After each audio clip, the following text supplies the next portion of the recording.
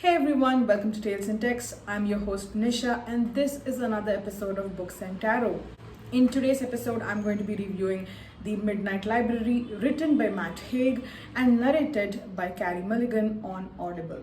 I do want to offer a trigger warning that because this book does deal with sensitive topics such as self-harm and anxiety and depression. Now, The Midnight Library is a book that uses the theme that is sort of overused in not just popular culture but even historically. It covers or tries to look at what the human body, the soul, and the mind might experience when it is on the cusp of life and death. So, in that sort of liminal space, liminal time where the soul is sort of teetering between life and death, what happens then?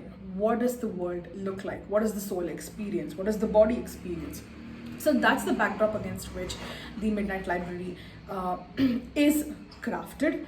The story follows the protagonist Nora Seed, who lives in the UK, and she is someone who experiences a lot of difficult emotions and has a lot of challenges in grappling with her internal conflict and the way her life is panning out. And she decides to take her life. She finds herself in the Midnight Library, a library that comes into existence for her as she teeters between life and death. Every book in the library is an alternate universe of where it encapsulates her different possible lifetimes and lifestyles and life choices. She can pick any book she wants, but the moment she picks a book, she needs to read it and live the life, an alternate life of herself, and play that out as it goes on. Now, I find this book a little hard to encapsulate because I'm not entirely happy with this book. And what I did really like was the premise and the theme on which it is built. The fact that although it is it's sort of an overused trope, the fact that you can find yourself in this liminal space where you are allowed to confront the regrets that you have about your life, the life that you lived, and try to undo those regrets by living all possible potential lives that are possible in alternate universes and alternate realities, and to see which life would have probably been better for you, to see what choices you could have made which would have changed the trajectory of your life, which would have probably prevented you from harming yourself, that brought you here into the library in the first place.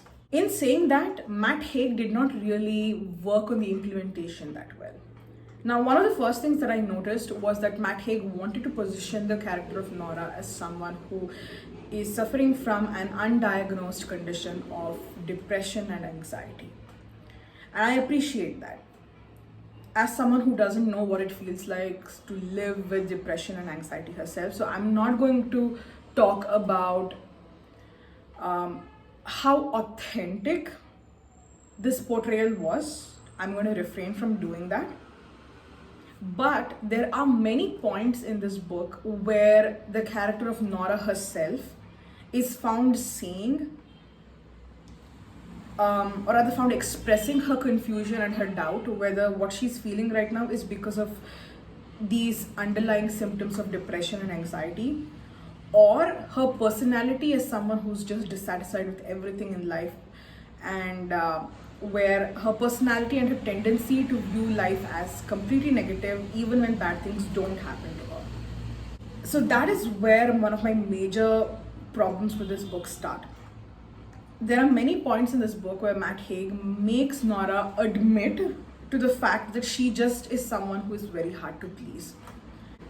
The writer himself has made that sort of a divide wherein Nora starts to wonder, is this because I have depression and anxiety, or is this because I am a person who's just not happy with what I've been given and I don't make use of things that I've been given? I am a procrastinator and therefore things don't go my way. And so there's this constant debate in her mind.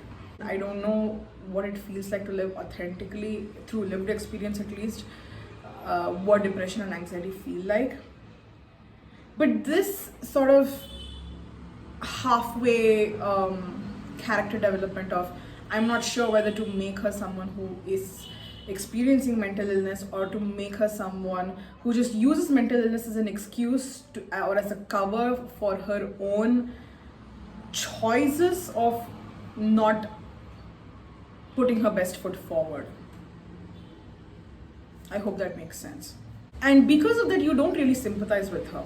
Whereas if it's someone, or if it's a book that's written from an angle of where you're truly trying to encapsulate a person's experience with mental health issues, you would empathize with that person and you would try to look at life from their perspective. You wouldn't judge them too harshly for what they've done or not done. Rather, because Matt Haig has chosen to create this narrative where Nora herself suspects, how or why her life turned out the way it has, you don't really feel too sorry for her. You actually, and speaking for myself, I found her to be really annoying and whiny.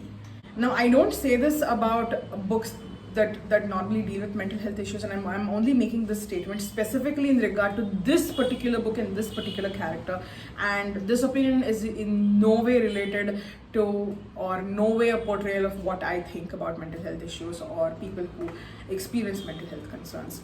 So this is just very, very specific to this book and this particular character and the way she has been portrayed. And if you've read this book or you've listened to this book on Audible, you'll probably second me about this, because it's a very confusing character to feel empathetic towards or to support. In the first half of the book, there are a lot of grammatical issues.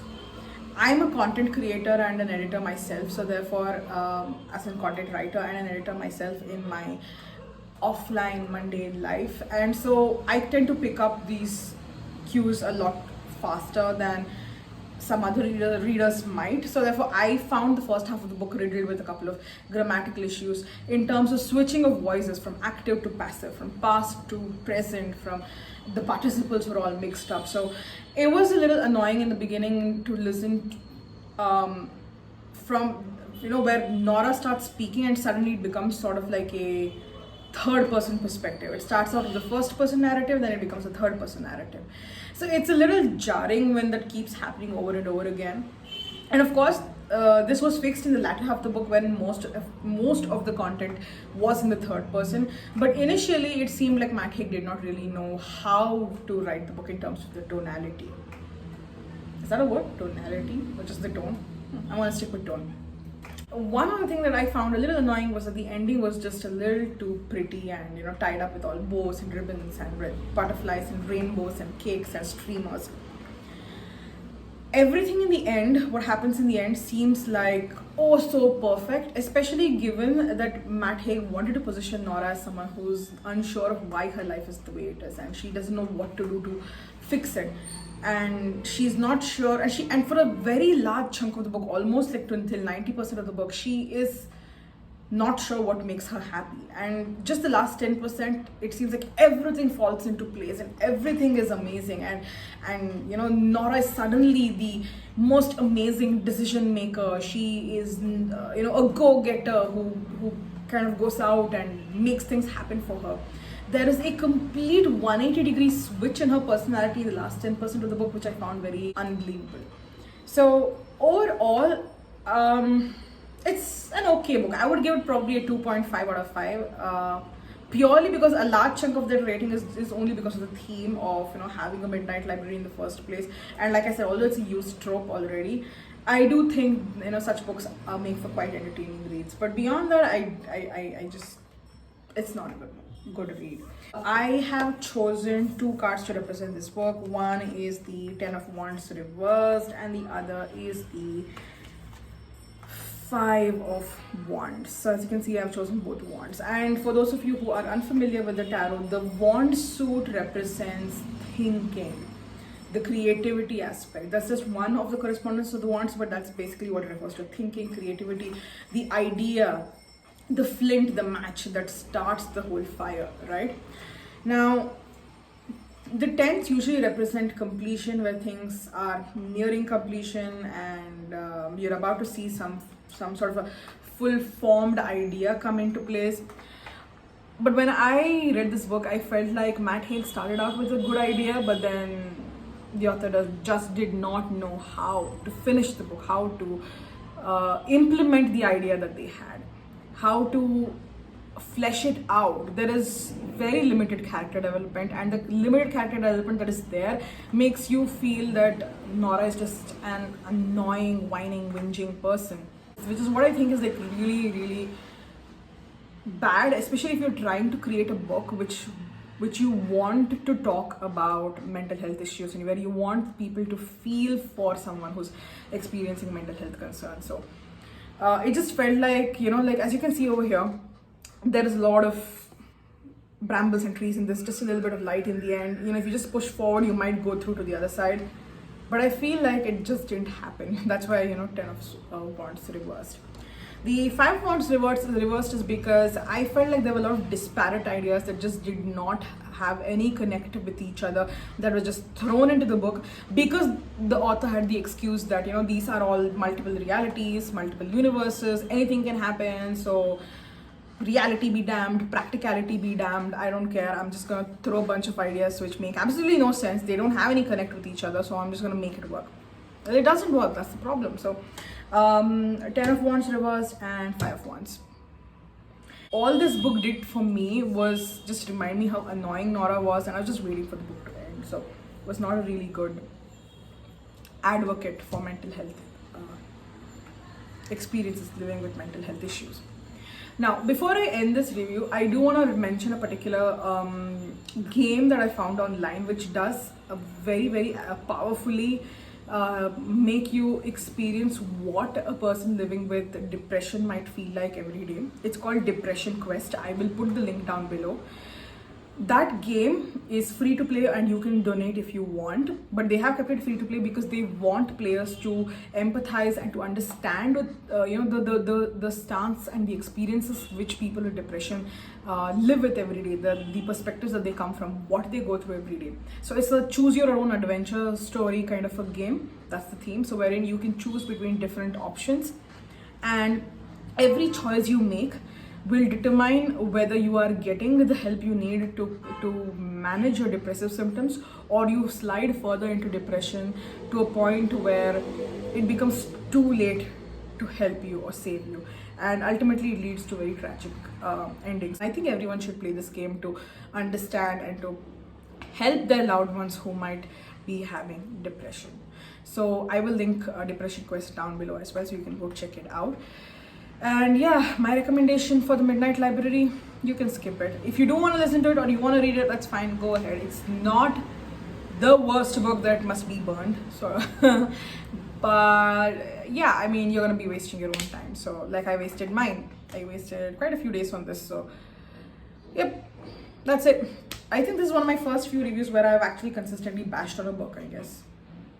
Alright, let me know what you think of the Midnight Library. Have you read it? Have you listened to it? What did you feel? Do you agree with my review? Do you not? Let me know in the comments below, and I look forward to engaging with you. And if you stuck around with me so far, thank you so much for watching, and I will see you in the next episode of Books and Tarot or any other content that I create here on Tales in Text. And don't forget to hit the subscribe button and hit like. Bye.